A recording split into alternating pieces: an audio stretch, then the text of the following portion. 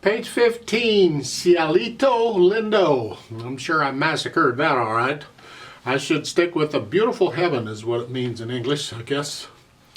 6/8 time, 4 sharps in the key signature. We are in the key of E major. Again, make sure you can do the E major scale. If you don't know the scale, learn it. 1 octave up and down both hands. Go to my scale video. I explain it all in there. If you do know the scale, go ahead and go 2 octaves, but don't go 2 octaves if you don't know the scale, please. Just take this one step at a time.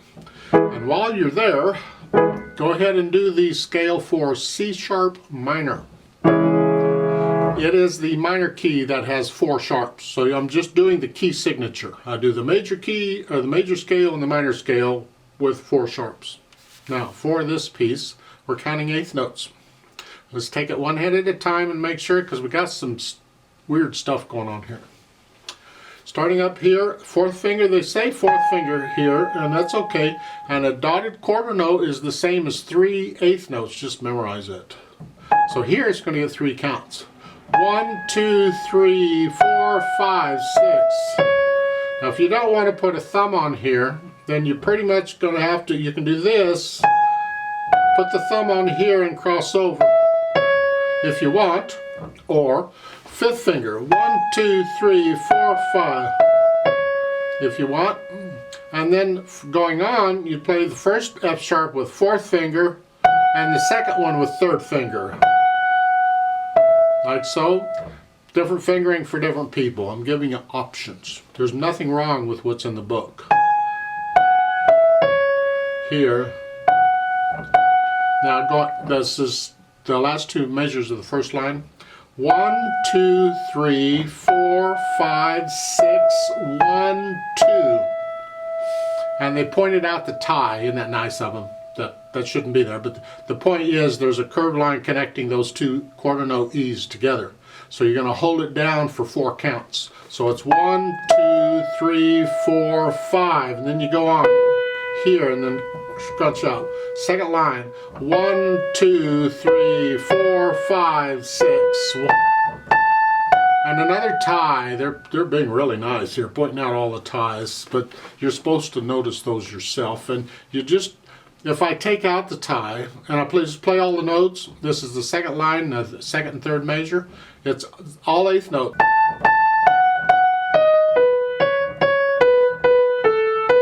See, there's just all 1/8 notes all the way through. But when you put the tie in, that changes it. It gives it syncopation. 1, 2, 3, tie. 1, 2, 3, tie. It's like so. So you hang on to it. And then the 16th notes. 1 and 2 and, because if an 1/8 note gets a count, a 16th note gets half a count.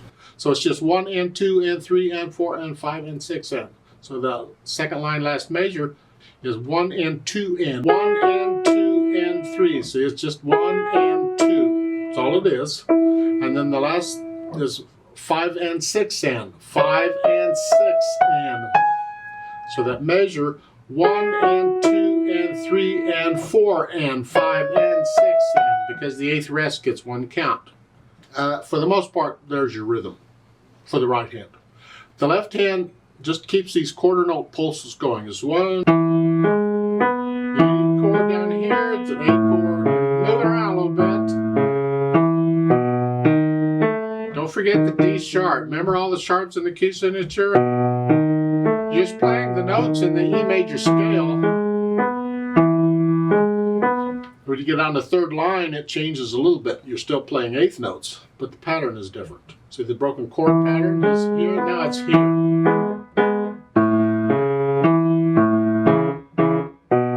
See, if you're into improvising, these kinds of patterns are things you can use. And it's good to be playing different patterns. You don't want to play the same pattern throughout it all. That gets old. You want to switch it up a little bit. Put the hands together here, just 1, 2, 3, 4, 5. The left hand will keep you going if you keep the left hand steady.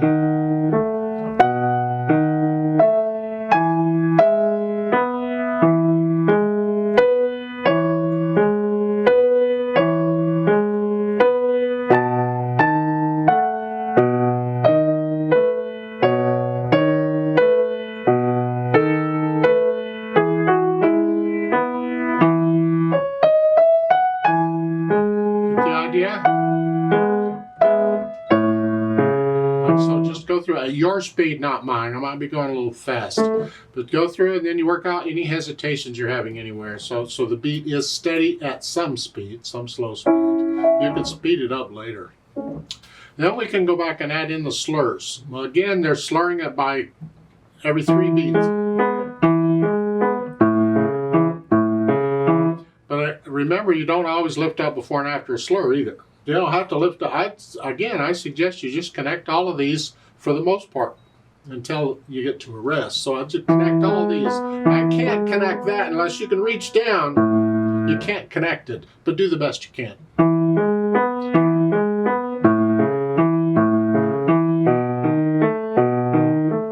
So I can connect all that. But then when you get to the 3rd line, can't connect that, they're repeated. So just let them, that's fine. It's a long staccato. It's a nice contrast between connecting everything. In the right hand, we got the phrasing, so we could connect it. So I'm lifting up in the right hand, but not the left.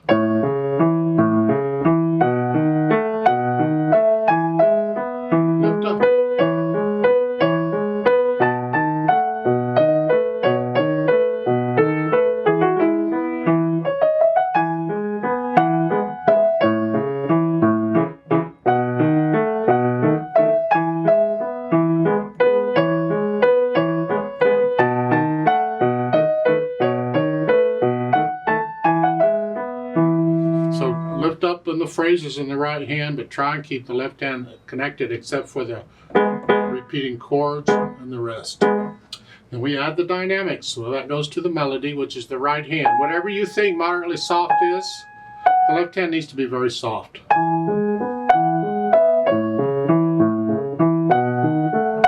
want to hear the melody. You get to the end of the 2nd line, you're going to go up to loud. Start it soft. Each note can get a little louder. Up to there, go on up to there, go on. Now you're loud in the right hand. The left hand can come up a little bit, but keep it under, way under. So.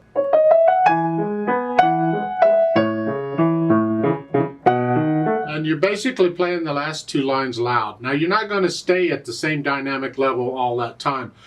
The first 2 lines are sort of medium soft. It's in that area. You can get a little louder and softer. Get to know the piece where you can start feeling this melody and getting into it, and then see what happens with the dynamics. A lot of times it'll just happen if you'll get into the music. You'll alter the dynamics slightly, and that's okay. This is an arrangement. After you learn it the way it's written, you can always rearrange it. Speed-wise, well, a cantabile is a sweet, nice, fun, happy, well, content, I should say, happy, I guess.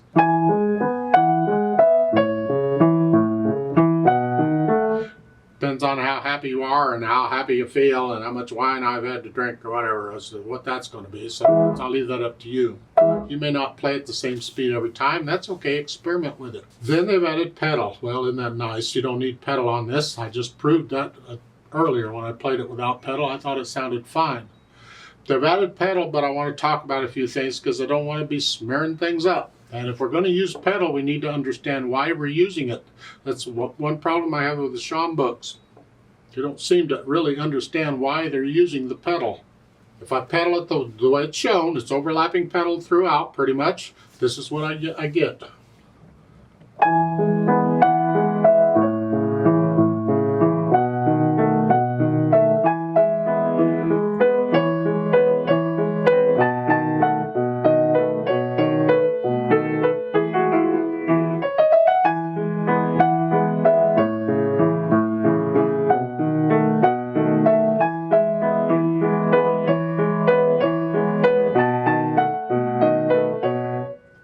That's fine with you, go with it. I like to change it up a bit. Here, it's okay as long as the melody doesn't get too blurry. See it there? I could lift it up on the last beat of the measure, just fine. Just lift it up when you play the E, that's all.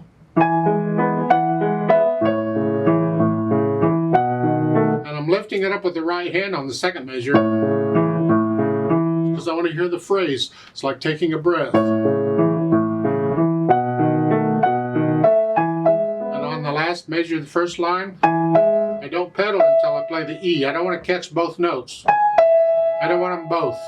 Just so I wait until the E. And again, I lift it up so I can hear the phrase. So I'm lifting it up with the right hand. And on the first measure, the second line, I'm lifting it up on the B, on both of those B's in the right hand. See, the only time I'm pedaling the second line, second measure is the first two beats. I lift it up right there. I don't need it for the rest of the measure. But really the idea is to connect the A's. And I don't need it on the last measure, the second line. I don't want to smear any of that. Then on the third line, I don't pedal the repeated chords. I want sort of a long staccato in there. So it's.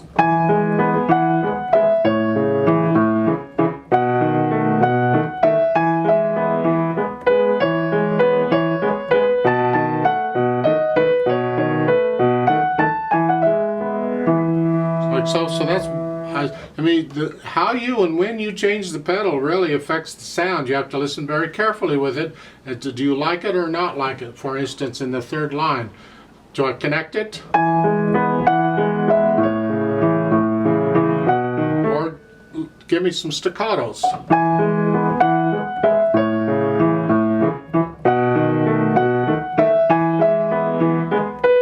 So forth. So you experiment with the sound as you're getting with the pedal. Be very aware of when you're using the pedal. Don't just use it. Then in the last measure, I don't pedal the 16th notes. Don't pedal until I play the E. So the last two measures. And you can change it on that E there because you're kind of dying away here. Slowing down. I don't know about slowing down. You don't really have to. I mean, it's just a happy piece.